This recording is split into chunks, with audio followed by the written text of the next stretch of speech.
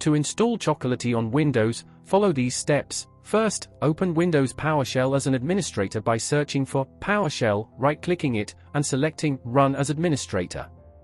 Then, ensure that PowerShell scripts are allowed to run by checking Execution Policy. If you're temporarily allowing scripts for the process, and press Enter. Next, run this command to install Chocolatey. After the installation completes, close and reopen PowerShell to start using Chocolatey, and you can verify the installation by typing Choco version. That's it. You got the Choco installed on your Windows now. Enjoy using it to install further tools.